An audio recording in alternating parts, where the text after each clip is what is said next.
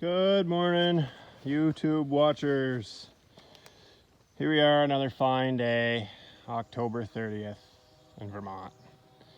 We're in Belmont, Vermont today. I'm working on a woods for a client here. Maybe you've seen a couple of videos already. Got a main line here going up the stone wall / fence line.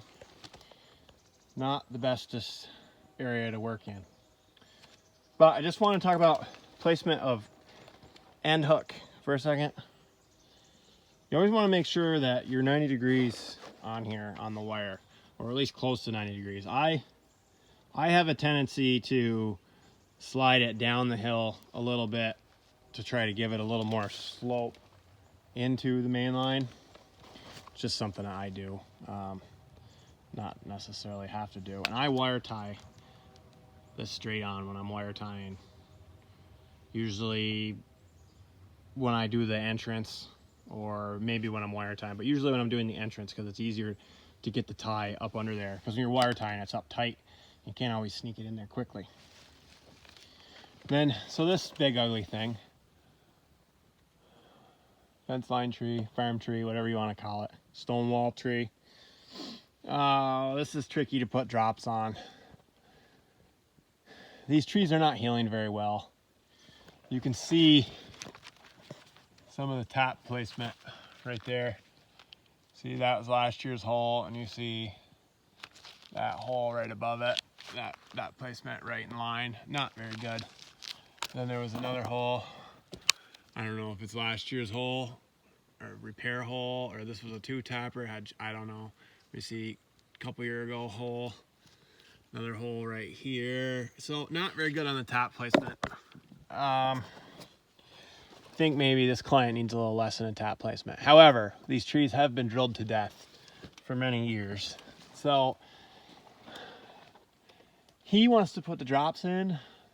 That's fine. I would recommend no more than one on any of these trees. This is a big lunker of a tree, but it's in pretty tough shape.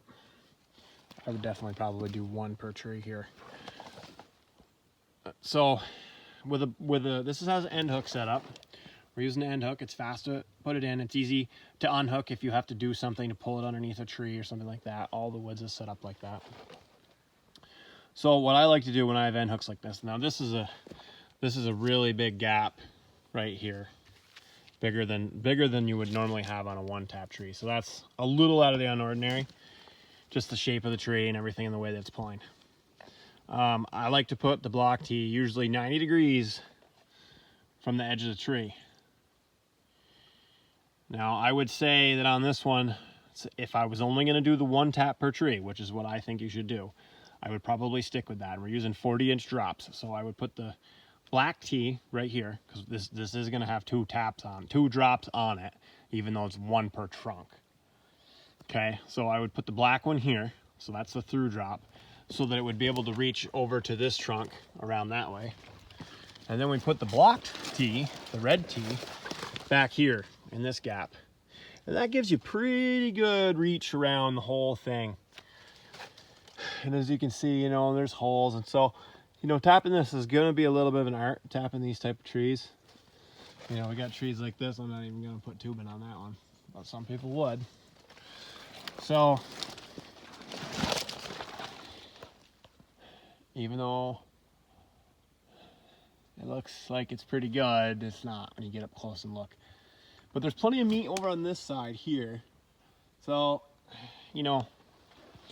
this is almost a candidate to not have an end hook. This is almost a candidate to have a T or a Y here, because it is so big around. You could have two black T's instead of the blocked T. I don't know. It's give or take on that, I'm not carrying all that stuff with me for install. I'm carrying an end hook and a straight, so it's a tough deal sometimes. You could always go back and do that when you're installing drops. I don't know.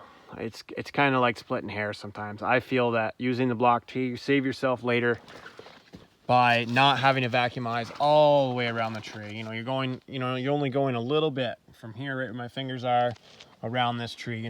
It's 2 feet or so. I just like it better, as far as squirrel damage and all that, not having to go all around the tree. But anyways, I still got probably 20 rolls of tubing to get out before this woods is done. Put out 11 or so already, so still got a couple more main lines to go. Let's see if we can get her done today.